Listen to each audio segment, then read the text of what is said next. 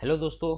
तो बिहार में 2025 इलेक्शन समाप्त हो चुका है, रिजल्ट भी आ चुका है। इंडिया गठबंधन फिर से सरकार बनाती हुई दिख रही है और यहाँ पे विपक्ष की एक करारी हार हुई है। करारी हार इसलिए क्योंकि 200 प्लस इंडिया गठबंधन 200 प्लस लेके गई और जहाँ पे दोनों जो बड़ी पार्टी थी, मेजोरिटी पार्टी, उन्होंने लगभग लगभग 100 के करीब सीट लेके आई है। एक एक 88 90 के करीब में लेके आई है, एक 85 के करीब लेके आई है। तो दोनों लगभग लगभग 100 के करीब सीटें लेके आई है। जितनी सीट पे उन्होंने इलेक्शन लड़ा उतना उन्होंने सीट निकाला। तो यहाँ पे विपक्ष इस चीज को लेके ये नहीं बोल सकता है कि इलेक्शन कमीशन ने कुछ किया है। कुछ नहीं किया।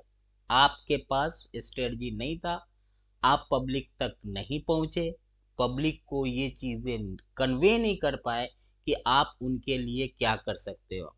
या बिहार की पब्लिक ये चीज जानने में वो इतना इंटरेस्टेड ही नहीं था कि विपक्ष जो बोल रहा है रोजगार देगा, रोजगार के अवसर पैदा करेगा, उसमें बिहारियों को इंटरेस्ट नहीं था। आखिर यहाँ पे मैं 20 साल 20 साल के बाद भी अगर इनकम्बेंसी नहीं आया, क्योंकि बिहार की स्थिति देखिए तो 20 साल में ऐसा नहीं कि नीतीश बाबू ने बिहार को एकदम एकदम क्या बोलते हैं, पूरी तरीके से रफ्तार में ला दिया। बिहार में जगह जगह इंडस्ट्री आ गई, बिहार में रोजगार के अवसर आ गए, बिहार में गरीबी कम हो गई, बिहार में भुखमरी कम हो गई, बिहार का शिक्षा का स्तर ऊंचा हो गया, बिहार के लोगों को अपने ही घर में, अपने ही राज्य में जॉब मिलने लगा। ऐसा तो कुछ हुआ नहीं 20 साल में। फिर भी 20 साल में ऐसा ना होने के बावजूद भी एनडीए गवर्नमेंट फिर से आ जाती है। ये सोचने वाली बात है, ये विपक्ष को सोचना चाहिए। ये चीज राहुल गांधी को बिल्कुल पता था, इसीलिए रिजल्ट से पहले ही वो फ्लाई कर गया। जबकि पंडित जवाहरलाल नेहरू का आज आ, उनका पुण्यतिथि था, लेकिन वो पुण्यतिथि पे नहीं गए, लेकिन वो फॉरेन चले गए। ये चीज सोचने वाली बात है। ये चीज विपक्ष को भी पता चल गया था कि करारी हार होने वाली है। क्यों? रीजन, उसके पीछे रीजन, बिहारियों को चाहिए इंस्टेंट। हर चीज इंस्टेंट चाहिए, मतलब अभी के अभी। मुझे वादे वादे नहीं चाहिए, मुझे अभी के अभी चाहिए। अगर बिहार के लोगों का ऐसी मानसिकता है, अगर आप 1 रुपए अभी दोगे ना तो वो आपके लिए अभी के अभी आपको रिटर्न बैक जो आप फेवर चाहते हो वो फेवर करके देगा। वही बिहारी बिहारियों के पास, बिहारियों को उन्होंने जो चीज दिया, 10,000 रुपये जो मुद्रा लोन दिया, ये स्ट्रेटजी उन्होंने लाडली बहना योजना से लेके आए। लक्ष्मी योजना जो कि बंगाल में चलता है, लाडली बहना योजना जो कि मध्य प्रदेश में चलता है, महाराष्ट्र में इसी तरीके की एक ही योजना है। उस उस योजना को बिहार में उन्होंने लाया और इसे इम्प्लीमेंट किया। लोगों को महिलाओं को अपने तरफ किया। 10-10 हजार रुपये फेंके, महिलाओं को अपनी तरफ किया। क्योंकि बिहारियों के लिए 10,000 रुपया, जहाँ पे लोगों को 1,000 रुपये कमाने के लिए 1 महीने लगते हैं, अगर 10,000 रुपया उसे मिल रहा है तो उनके लिए और कुछ नहीं चाहिए। उनके लिए और कुछ नहीं चाहिए। 10,000 रुपये मिल गए, मतलब अब उसके लिए जान भी दे देंगे। उनको न रोजगार चाहिए, उनको न शिक्षा चाहिए, उनको न इंडस्ट्री चाहिए, उनको कुछ नहीं चाहिए। बस इंस्टेंट पैसा मिल जाना चाहिए। पैसा मिल गया, अब आप उनसे कोई भी फेवर ले लो वो कर देंगे। उनको डेवलपमेंट से मतलब नहीं है। इसीलिए बिहार का शिक्षा स्तर नीचे जाता रहा है, बिहार का इंडस्ट्री नहीं उभर पा रहा है, बिहार में बेरोजगारी दर बढ़ती चली जा रही है, बिहार के लोग पलायन करने पे मजबूर है। आप रेल में ठसाठस भर के फेस्टिवल में आने को मजबूर है, लेकिन बदलाव के लिए मजबूर नहीं है। क्योंकि आपको 10,000 रुपये एक मुश्त मुंह पे मार दिया गया। आप जाके उस 10,000 के लिए अपना ईमान बेच के आ गए। आपको एक चीज बोल दिया गया कि अगर ये गवर्नमेंट नहीं आएगी तो 10,000 एज ए लोन आपको रिटर्न करना पड़ेगा। क्या पता ये गवर्नमेंट आपसे 10,000 रुपये रिटर्न न लेगी। ये किसी ने लिख के दिया है? यहाँ तो गवर्नमेंट का भी स्टेटमेंट आया था कि हमने कोई जब विपक्ष ने उस समय मुद्दा उठाया कि आचार संहिता लागू होने के बाद 10-10 हजार खाते में डाले जा रहे हैं, तो वहां पे सरकार के तरफ से ये स्टेटमेंट आया कि हमने कोई योजना के तहत नहीं दिया, हमने मुद्रा लोन के तहत दिया है, ताकि वो घरेलू उपयोग में ये चीजें कर सके। घरेलू जो सकल उद्योग होता है उसमें ये चीज लगा के इस उद्योग को बढ़ा सके। लेकिन क्या आपको क्या लगता है कि 10 हजार, अगर बिहार में जो 20 लाख 30 लाख महिला वोटर है, उनको जो 10 हजार 10-10 हजार रुपया दिया गया, क्या आपको इस गवर्नमेंट के स्टेटमेंट पे पूरा भरोसा है कि वो वापस नहीं लेंगे? कल को ये गवर्नमेंट बोले कि नहीं, हम मैंने तो आपको लोन दिया था, अब आपको वापस करना पड़ेगा, उस समय आप क्या करोगे? ये सोचना है। लेकिन आपने अपना 10 हजार लेके ये सारा खेल हो चुका है, क्योंकि जो इलेक्शन का रिजल्ट है उसमें इस 10 हजार का रोल बहुत ही इम्पोर्टेंट रोल है, क्योंकि महिला वोटर जदयू को बिल्कुल एक तरफा वोट देती हुई दिख रही है, इंडिया गठबंधन को। तो ये 10 हजार का जो रोल था बहुत ही इम्पोर्टेंट रोल था, और इन्होंने एक मास्टर के स्ट्रोक खेला। विपक्ष ये चीज समझ नहीं पाई। विपक्ष के पास या तो पैसा नहीं है या तो स्ट्रेटजी नहीं है, क्योंकि जो विपक्ष आपको आपके लिए इंडस्ट्री की बातें कर रहा है, रोजगार की बातें कर रहा है, आपके शिक्षा स्तर को सुधारने की बातें कर रहा है, उसके बातों पर, क्योंकि देश की जनता समझ चुकी है कि ये जो सरकार की बातें होती है बस बातें ही होती है, इसके पीछे सच्चाई कुछ नहीं होता है। क्योंकि 10 साल पहले एक और गवर्नमेंट थी, एक जो अभी करंट में गवर्नमेंट है, उसने भी 15 लाख का वादा किया था। अब जनता जानती है कि ये सब कुछ नहीं होता है। इलेक्शन हो जाने के बाद, इलेक्शन के पहले जो मिल रहा है वो लो, वोट दो, मुझे बदलाव से मतलब नहीं है, मुझे शिक्षा में सुधार से मतलब नहीं है, मुझे इंडस्ट्री से मतलब नहीं है। हम ठस रेलवे में ठसा ठस भर के जाएंगे या ठसा ठस भर के आएंगे, वो हमारी नियति में है, हमारे नियति में लिख चुका है, हम वही चीज करेंगे। तो ये चीज, जब आप बदलाव ही नहीं चाहते हो, सरकार क्यों करेगी बदलाव?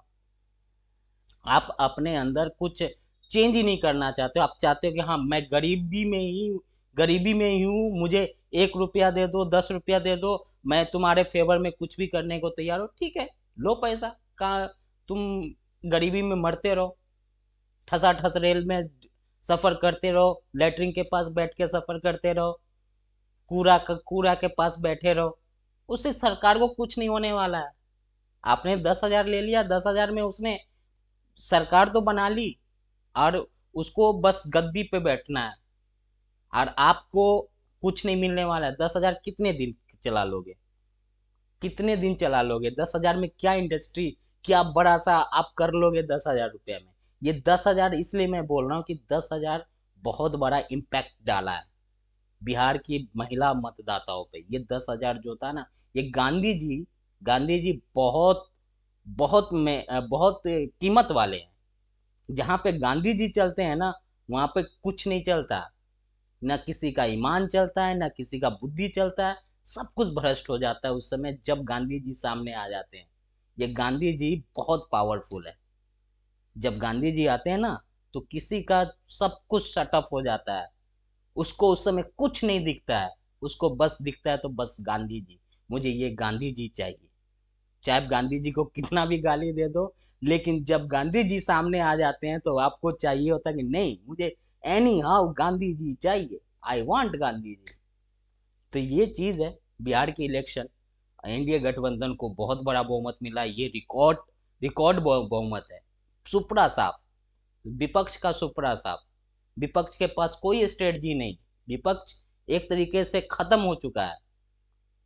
अब विपक्ष को तो ऐसा करना चाहिए कि जो भी इलेक्शन हो, इनको वॉक ओवर देना चाहिए, वॉकआउट करना चाहिए, इनको इलेक्शन में जाना ही नहीं चाहिए, इनको इलेक्शन में जाना ही नहीं है। वॉक ओवर दे दीजिए, बोलिए कि मुझे इलेक्शन जाना ही नहीं, मेरे पास फंड ही नहीं, मेरे पास पैसा ही नहीं देने के लिए, मैं इलेक्शन में क्यों जाऊं? अपनी बेइज्जती कराने से अच्छा इलेक्शन में ही मत जाओ। वैसे भी वो जीतना है, वैसे भी जीतना है। फिर झूठ मूठ का गवर्नमेंट को भी चाहिए, इलेक्शन कमीशन को भी चाहिए। 5,000 10,000 करोड़ रुपए आप इलेक्शन पे खर्च कर रहे हो। मत कीजिए, मत कीजिए, इलेक्शन पे खर्च करने की कोई ज़रूरत नहीं है। आराम से आप आ, ऐसे ही वॉक ओवर दीजिए, आराम से जीत दिलाइए, और खर्च करने की कोई ज़रूरत नहीं है। जब इसी तरीके से अगर जीत मिलती है, जो कि इलेक्शन कमीशन का डाटा है कि इसमें महिला मतदाताओं का बहुत बड़ा योगदान है, तो 10,000 का बहुत बड़ा योगदान, महिला मतदाताओं का योगदान नहीं है, उस 10,000 का बहुत बड़ा योगदान है। तो यहाँ पे, अब यहाँ पे तो काम हो चुका है। जिसको सरकारें बनानी है वो सरकार बनाएगा। और यहाँ पे अभी नीतीश बाबू के पास, बीजेपी, नीतीश बाबू दोनों को चलना ही पड़ेगा साथ में।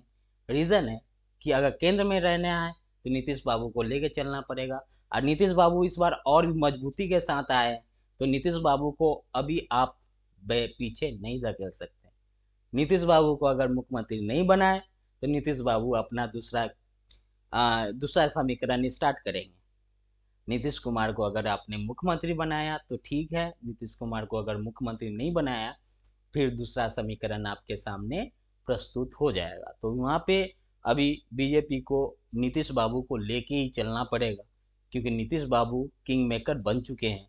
और नीतीश बाबू किंग मेकर नहीं, किंग बने हैं।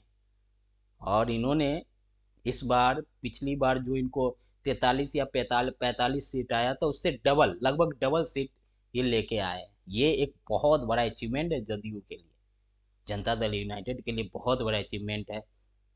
किसी को ऐसी उम्मीद नहीं थी कि जनता दल यूनाइटेड इतना इतना ज्यादा सीट लेके आए। बीजेपी के लिए था कि 100 में से 80 सीट तो लेके आ जाएगी, लेकिन जदयू के लिए ऐसा नहीं था। जदयू के लिए ऐसा था कि ये इनके लिए बहुत मुश्किल होने वाला सीट निकालना, लेकिन इन्होंने सुपड़ा साफ किया है विपक्ष का। ये चीज़ें हैं, और इन चीज़ों को बीजेपी भी ध्यान में रखेगी, क्योंकि नीतीश बाबू तो मजबूत हो गए हैं। नीतीश बाबू अभी तो इतने मजबूत हो गए हैं कि बीजेपी नहीं चाहेगी कि नीतीश बाबू से पंगा लिया जाए, क्योंकि अगर नीतीश बाबू से बिहार में पंगा लिया गया तो फिर इनका केंद्र में संभाल पाना थोड़ा सा मुश्किल हो जाएगा। समीकरण बहुत सारे हैं, बहुत सारे समीकरण हैं, और उस समीकरण के पीछे आपको बहुत सारी चीज़ें होती हैं, और बिहार के इलेक्शन में ये समीकरण बहुत ही महत्वपूर्ण होता है। तो ये एक छोटी सी बात थी जो कि मुझे शेयर करना था, लग रहा था कि शेयर करो अपना पॉइंट ऑफ व्यू।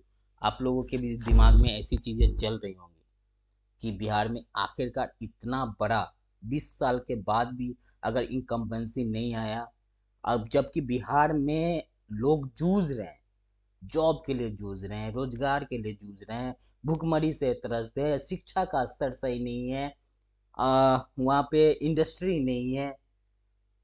अगर शिक्षा चाहिए तो आपको बाहर जाना पड़ेगा, जॉब चाहिए तो बाहर जाना पड़ेगा। तो बिहार में है क्या?